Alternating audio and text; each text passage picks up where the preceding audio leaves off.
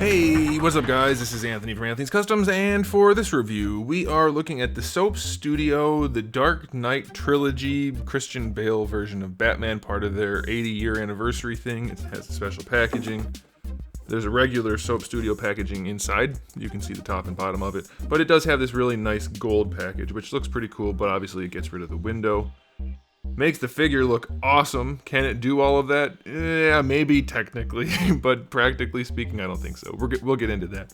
But this is the, probably, for those of you who are into the 1/12 scale clothed figures, probably the Batman that you're looking to get. And I'm going to let you know if it's worth getting. You guys know I don't really collect these things. They do provide them as review samples so I can show them to you. And I know a lot of you are interested in this sort of thing, so that's what we're going to do here. So let's go ahead and get him off the stand and take a closer look. This guy stands just shy of 17 centimeters to the very top of his ears, which puts him at pretty much 6 and 5/8 inches to the top of the ears. So it is very close to a true 1/12 scale figure. That's good because it's accurately scaled. That's not good because almost none of the other comic book figure making companies follow scale. So do with that what you will. It'll match all of the other Soap Studio stuff, and I don't know, is the Mezco stuff actually to scale? I'm thinking they're kind of big too, but I haven't looked at too many recently. All right, so before we get into the review, let's go ahead and do a question of the day. On a scale of bad to absolutely terrible, where would you place the third of the Dark Knight Trilogy Batman movies? Alright, I'm not going to throw out my opinion because I wouldn't want to skew the results at all, but I will say it was at the very top of that scale because it was an absolutely terrible movie. And Bane, as bad as that character was portrayed, was the best part of the movie, despite the fact that he was a total simp and a loser. Okay, moving on to the review now that I've thoroughly upset many people.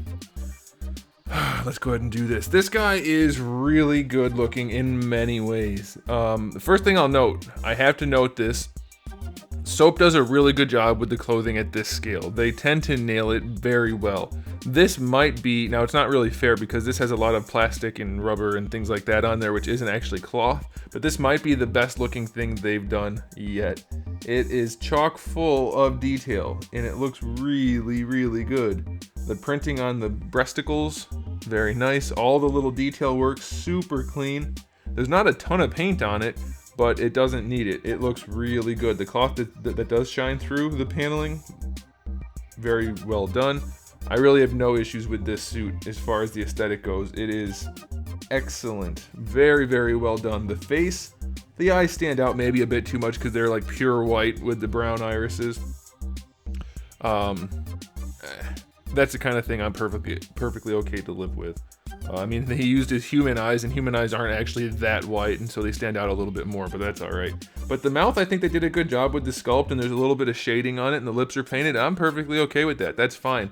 I will say it's possible the neck's a little low. He's got kind of a stumpy neck, but he does have a lot of armor on. I don't think he really looked so stumpy in the movie, but it's perfectly excusable, but it is worth noting. He kind of has a short neck, but just maybe barely, like almost none. Belt is painted very nicely. Pants are obviously the same as everything else, and there's not much else to talk about there. And then as far as the cape goes, I hate this material for capes. It's nice because it has a very, very fine weave. It doesn't hang well. It hangs flat. It's very stiff for the scale. So the scaling as far as the weave is good, but as far as actual functionality, I don't like it and it ends up hanging funny. Luckily, if you tuck it in the way I have, it just kind of hangs like a cape, but you can see how straight it is. It doesn't really look great. We'll talk about more about the cape when we get to the accessories, but all in all, it is a very aesthetically pleasing figure. If you can figure out some way to make the cape look the way you want it to look, then I don't think you're going to have any issue with this from an aesthetic standpoint. It's very nicely done. So I'm going to give it a 9 out of 10 for aesthetics. Really, really clean. All right, now as far as the accessories go, we have a ton of accessories. I'm going to start with the cape because we already talked about that. The capes are interchangeable. So you get this one, which is just your standard cape. It pegs in up here. It pegs in well enough. It's not a very secure connection, but it'll do. And so there's this one. And then there's another one, which is the exact same thing. So you still have the iffy material. It connects the same way, but you also get wire in this one. Now, the only place I can find wire... Is there? Oh, hey, there's some in there too. It's okay. So here's the thing. This wire is super thin. And I know they did that because it's a very fine material and it's a thin cape, but that is so thin, it is just usable, just barely usable.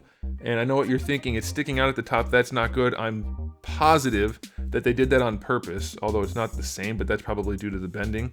That they did that on purpose so that when you tab it in, you can actually tuck this into the hole that you tab it into. And that way it actually affixes the copper wire to the body so that it helps you to pose it. But it's such a fine wire that it works, but it's so fine. They definitely could have used to go bit of a bigger gauge. But you do get a wired version of the cape, and you do get wire in the 2 seams in the middle. So there's 4 wires in total. Definitely helpful. I don't know that with this wire one being included that anybody will use the plain one. I don't really see a need for it because it's the same cape otherwise, just better with wire. So that's what I'll say about that. Okay, as far as heads go, we have the normal Batman cowl head. Then we also have a Batman cowl head with the googly eyes that are from his sonar, radio, cell phone hacking, totally invasion of privacy headset thingy. And so that's pretty cool. And the face plates on there, the mouth plates I should say, they are interchangeable, and there's a little tool for popping those out and swapping them out. The open mouth one has the Christian Bale look to it for the most part with his kind of weird lips. Not as well painted as I would like, but it'll do. It's okay. Then you do get another cowl, which is just the empty cowl, which I guess you could use for something, but there's no unmasked head, so that kind of defeats the purpose. Back to his back, we also get this backpack thingy. I don't really remember what this is from the movie, but this interchanges with his capes, and you can put that on there if you want. We have a bunch of different hands. We have the 2 relaxed hands that come on them in the package, 2 fist hands, 2 different sets of gripping hands, another set of gripping hands for trigger fingers, and then 2 open hands, which is a bunch of hands, and they're all very nicely detailed. We do, of course, get his grapnel gun, which is nicely painted and sculpted. We get his other thing, which I don't know what that is. Is that his little, whatever, I don't know. That one, that big gun, weird plumber-looking thing. We have 3 batarangs, and then we also have 3 World War II style anti-submarine mines, which are also, I guess, his smoke bombs from the movie. We get a pin, a commemorative type of pin, which is actually pretty nice. It's a pretty good thing for those of you who collect pins. And then we get a display stand, which is standard fare for the Soap Studio figures. However, this one has a very loose rivet at the top, and there's no way to tighten it as far as I can find, so that's kind of a bummer. But still, that's a lot of accessories, and I think that's a pretty good array, so I will give the accessories an 8 out of 10. The display stand is no bueno. And an unmasked head would have been really nice for this guy, especially since we have the other cowl. But still a good array of accessories. Now, as far as the articulation goes, which is always the weak point for figures like this, they have clothing on them. They are little plastic people. The clothing is not to scale no matter how much you try to do it. How good you make it look, it's still not to scale. It still impedes articulation. What we're going to do is remove the cape so that we can actually look at the figure a little bit more easily. Alright, and that does give you a better look of the body, a look at the body, and it's still very nicely done, as you can see. There is a peg back here. You can use that for accessories. I think it's just for the big gun. Is it? I don't see a peg hole on that. I don't know what that's for. That's for something. It's the little gun? I don't know what that's for. I don't know. Doesn't matter. There's a peg. I'm sure there's directions to tell you what it's for. Okay, let's talk about the articulation. There's a ball peg at the top of the neck, which is inside the head, and then there's one at the bottom of the neck, which is inside the collar area. There's not much room for it to move around. Like, he'll look left and right, no problem, but as far as looking up, nope. Looking down, just barely. Attitude, just barely. Very limited range, which is kind of funny because Batman live action suits have been known for having that problem, except for this one. They made this one specifically so that he could look around, and he only can just a little bit. Shoulder pads are connected with some elastic, which is pretty cool. They're not actually connected to the arm, which is definitely a problem. Generally speaking, let's see how it functions. Moving the arm out to the side. So the suit is also kind of stretchy. It's like a spandex material. You can get the arm up mostly, but you do see we start to have issues with the shoulder pad looking a little bit awkward. But that's just, there's nothing you can do about that. Bringing the arm forward without rotating the cloth around it is somewhat limited. But you can still bring the arm forward, but there you go. You have the problem with the shoulder pad being connected to the body and not the arm. It just doesn't work on action figures. It looks goofy, it looks weird. But you do get enough range going forward. You can't bring it any farther forward across the chest. It just sticks out a little bit like that. So if you need that, you're not going to have that kind of range. It's fairly well articulated for being a clothed figure, but it's still a problem. You do have a ball peg that connects the arm to the body that lets it move around, but it's just, there's not that much there. There's not much play to it, so to speak. You do have a bicep swivel in there, which will be helpful for some posing and mostly just wiggling the cloth around, but it is going to be fairly limited. For the forearms, you have a double jointed elbow, which works fairly well. No real issues there. I'm concerned a lot about this piece right here. It's a very, very thin piece of, it's not brittle plastic, but if you bend that off, it'll probably break. So that's very troublesome to see that. I don't like that at all. I don't know how they could have gotten around it other than to just make it a separate piece on the elbow, but that is definitely an issue. You can rotate this around, of course, so that'll be helpful for some posing. The hands, let's see what kind of joints we have and hope we don't break anything. The joints on this guy are super fragile. We're going to talk about that a little bit more specifically once we get going. It looks to me like, yes, we have actual ball hinges for the wrists, but they are so freaking tiny. I would not swap the hands out without heating them up first, and even then you are risking breaking them. They are so small.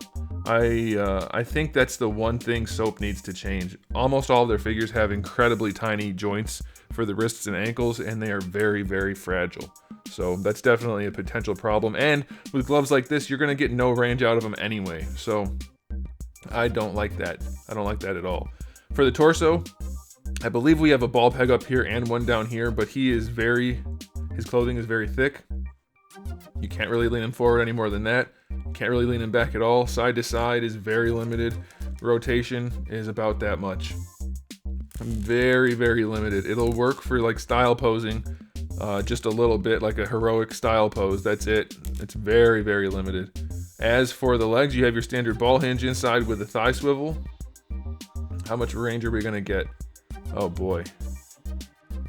Technically the joints can do it, but the clothing is just so limiting, you're not going to be able to actually use it. Now his crotch is also very low, his clothing crotch. As you can see, he gets like an MC Hammer pants type thing, and you're not going to be able to bring the legs out to the side very much, even with the stretchy material. So very, very limited in there. Again, you get the thigh swivel, but it's not really going to do you much good.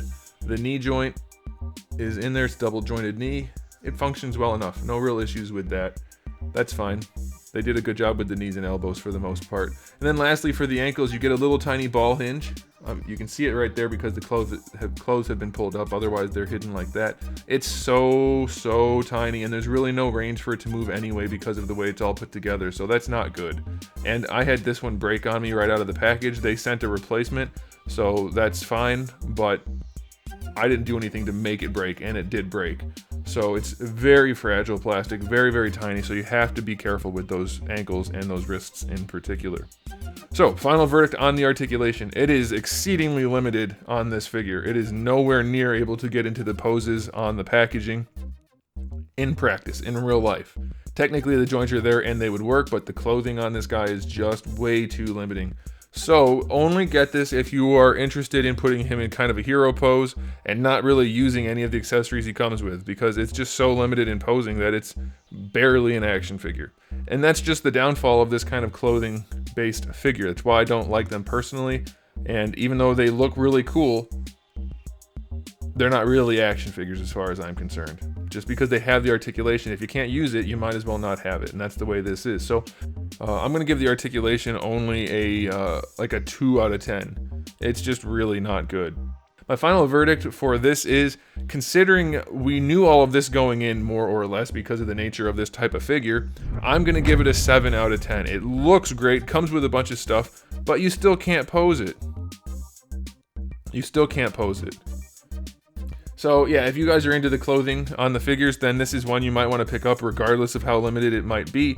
It does look really cool, and if you're into the Christian Bale Batman, then you don't have that many options. This is kind of the only game in town, but it is exceedingly limited, so keep that in mind. So there it is, guys. Thanks for watching. If you enjoyed this video, please do give it a thumbs up. If you didn't, give it a thumbs up anyway. And if you haven't subscribed, I actually do have thousands of videos, almost 4,000 videos on the channel. There's a lot to check out. So if you're looking at buying something and you're not sure about it, check my channel. I might be able to help you out. So come back for all of that. And in the meantime, keep collecting.